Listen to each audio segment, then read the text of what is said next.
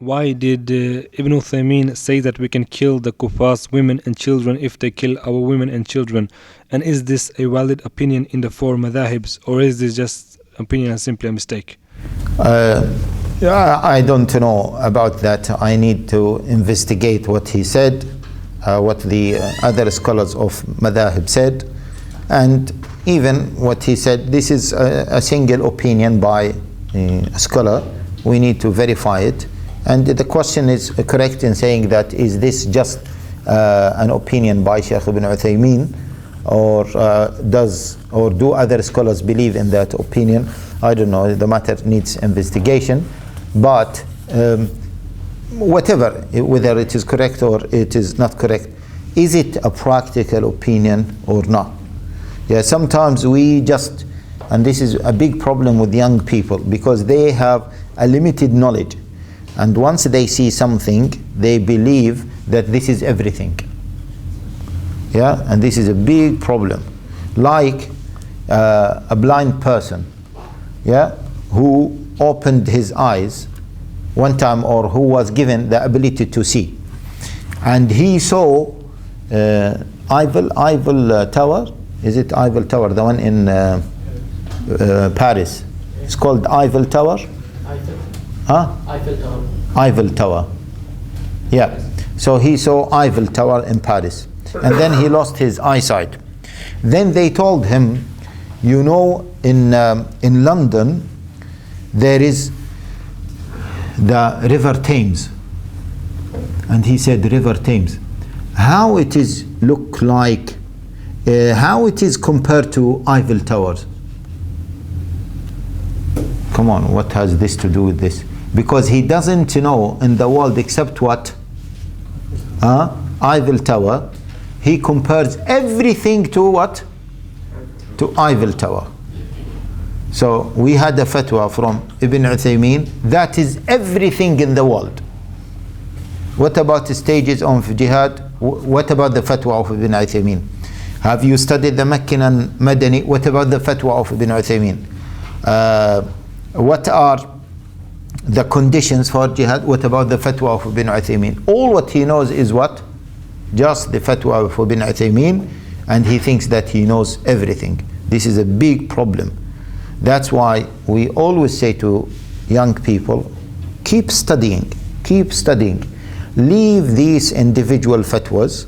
I'm not saying they are right, they are wrong. Leave them and keep studying. Once you become founded on ilm, then you can be able to judge whether those fatwas are correct or not. Then some young brothers, they say, whoa, we need to know whether to act upon them or not. And my answer is, be careful, be careful, be careful. You cannot act on an individual fatwa if your action is going to cause harm to anyone in the world. You cannot act based on one fatwa if this action is going to cause harm to anyone in the world. Yes. Jazakallah khair, Sheikh. Would you like to say your opinion about killing women and children, or is no? Why? Why do I need to say? Just asking. No, this is seriously. Why people are insisting on knowing certain opinions, either the opinions of certain scholars or certain school of thoughts on certain issues. It means that they are looking for certain answers. Otherwise, those issues are not relevant for us in the West. So if they are not relevant, then we should not be that much bothered. Even if they are relevant to us in the West, we should be careful. My opinion doesn't mean anything.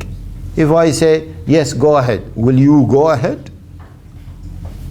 Okay? You will be, sorry to say this, but you will be stupid if you go ahead, because according to my opinion, you are going to shed blood. Yeah, this is insanity. This is madness. Yeah, according to one opinion, you will shed blood. How are you going to meet Allah Jalla wa Ala? When Allah Jalla wa Ala is going to ask you at the day of resurrection, who justified this murder? You killed someone.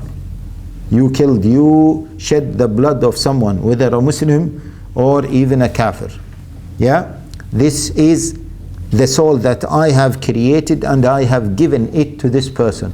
Even if he is a kafir and you killed him, okay, maybe who knows, if he lived more than that, he might accept Islam. You stopped him from accepting Islam.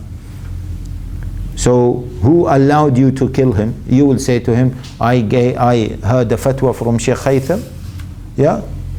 Okay. He will say to you, Allah Jalla wa Ala will say to you, okay, Haitham, Sheikh Haitham, he was not a prophet, he was not the Qur'an, he was not the Sunnah, he was not representing all the scholars in the world. Sheikh ibn al-Uthaymeen is a scholar, or one opinion of Sheikh ibn Baz, Sheikh ibn Albani, other shuyukh, Sheikh X in Tora Bora, Sheikh Y in Somalia, Sheikh Z. Yeah, we have to be careful. They are not representing Islam. So Allah Jalla wa Ala will not accept this justification from you. Yes, in Salah, mathalan, which will not cause harm to anyone, if you prayed, if you feel that, for example, bleeding, yeah, if you start bleeding, and then you asked me, or you asked the Sheikh, I was bleeding, and then I did not do wudu, and I went and I prayed.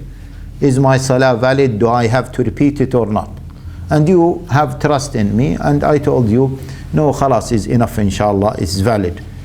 In front of Allah, you can justify your position by saying, oh Allah, I have asked a person of knowledge, and you said in the Qur'an, فَاسْأَلُوا أَهْلَ الذِّكْرِ, ask the people of knowledge.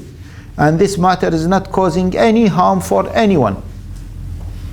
Allah Jalla wa Ala will accept this from you if you really have put an effort. But to shed the blood, to violate the right of his slaves whom he created, Jalla wa Ala, yeah, that is not justified. We have to be careful, seriously, brothers and sisters. We have to be careful. The last thing a person should be involved in is violating the rights of others. The last thing. Let alone shedding the blood of others. This is the worst crime. And the sheikh whom you are quoting, he will be safe at the day of judgment, and you will go to hellfire because of this.